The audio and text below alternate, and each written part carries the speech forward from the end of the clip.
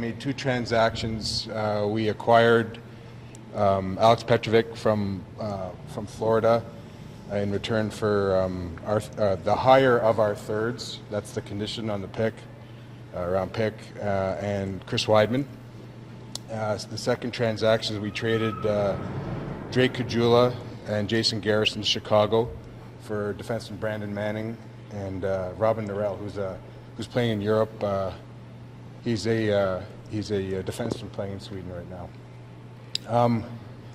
These deals weren't knee-jerk reactions.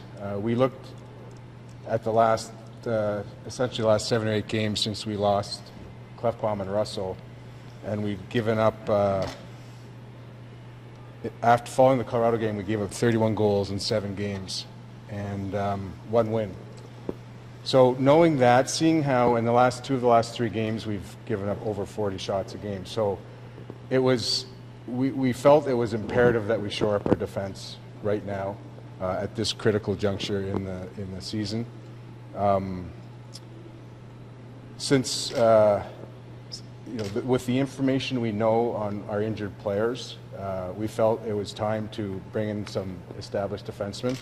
Understand the feedback that these aren't top 4 defensemen, but they are good, solid defenders. They both defend hard.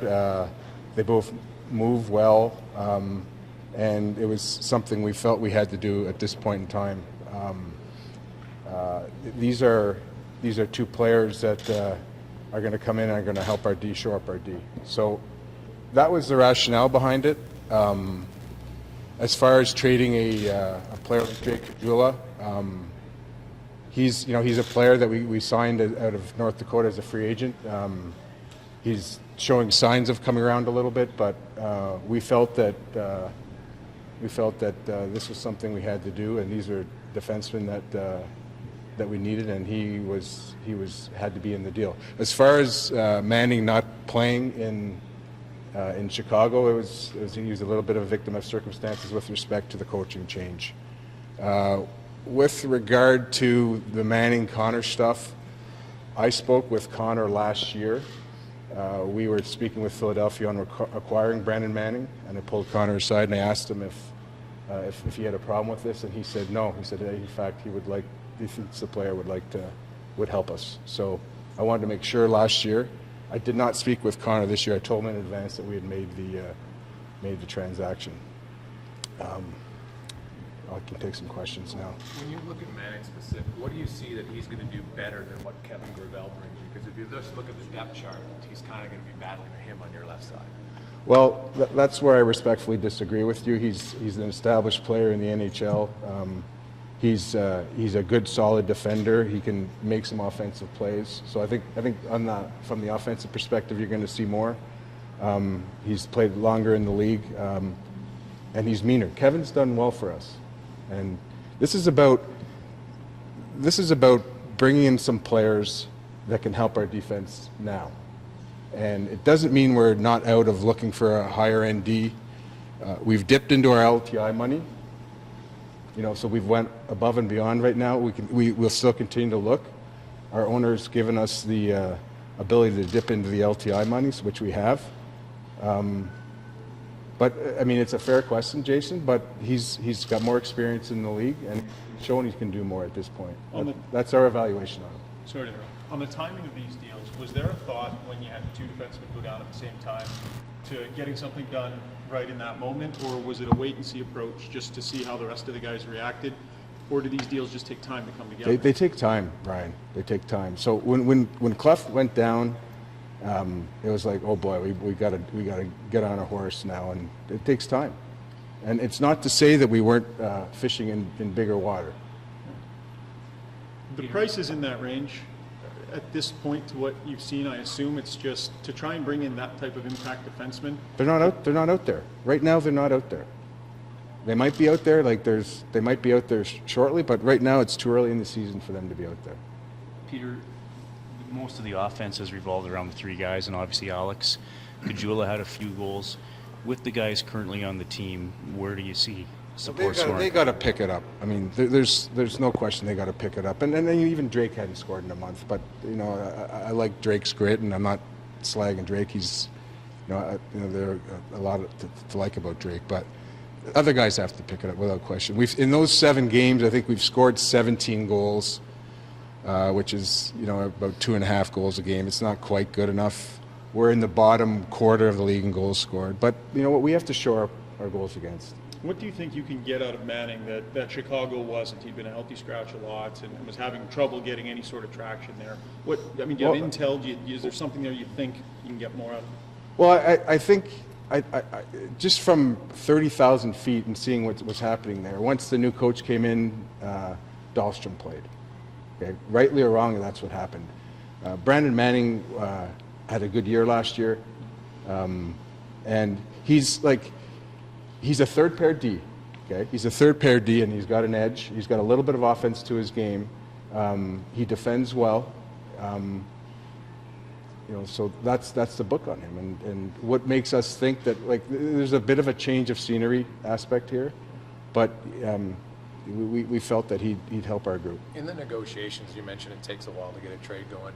I know Drake hasn't scored in his last 7 games, but he's still a guy who has 7 goals, and he has the 4th most goals amongst forwards of the last year and a half in your team. You just don't have a lot of other guys who have produced in a year and a half. So to throw him in the deal, was that difficult for you?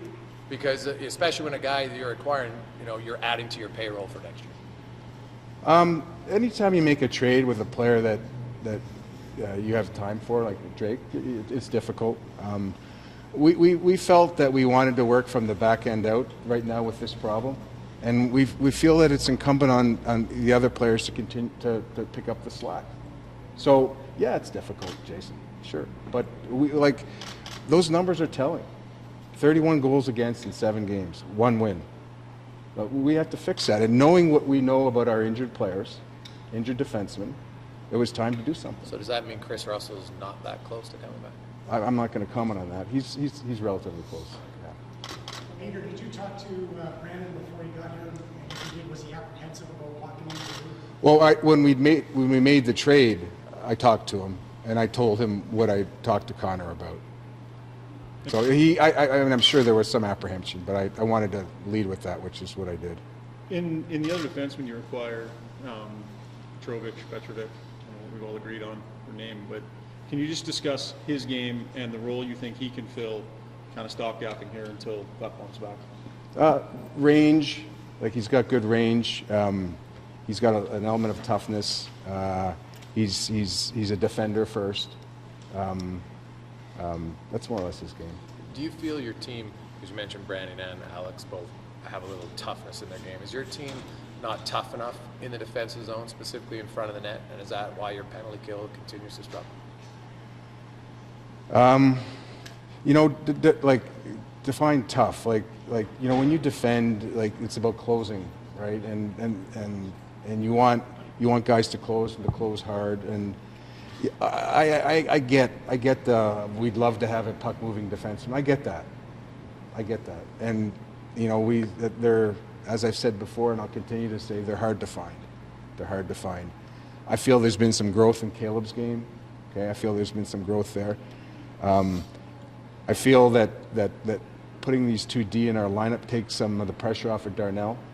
I think that's important. I think he's been taxed, and Lars has been taxed. So I think that kind of for the greater good that this is going to spread out the minutes, spread out the defending. As far as toughness, as I said, it's about closing, it's about finishing a play, and I felt we weren't doing that. And that's part personnel and part right here. So we've shored up some of the personnel. These aren't sexy players, and they're not sexy players, and neither is Drake. These are bottom half players that can make a difference. Peter, when it comes to Andre Sekera, I guess, is that have you realized that he's not going to be in the mix this year? I'm not going to comment other than it's taking a while. Peter, do you feel like you've kind of done your job and now it's giving coach a chance to integrate those two players and giving your offense maybe the return of Alex soon a chance to get going? Well, our job as management's never done, but we've addressed a problem that we foresaw here and happening with the two players going down, and we'll continue to, as I said, we'll continue to look to improve the team.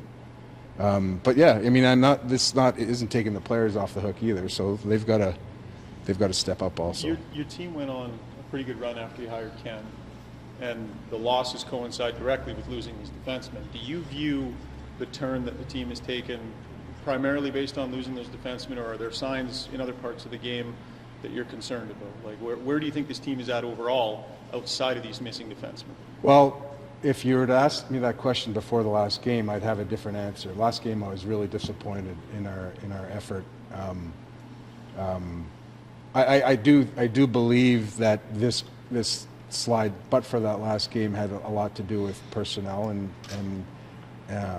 as far as losing, like I think Clef's just hit another level. Like he was playing terrific hockey, and Russ is, he's a good solid defender and a good high character guy. So I'm not attributing our slip to solely that, but that's a good chunk to do with it. What do you expect from Gambardella? What's he going to add?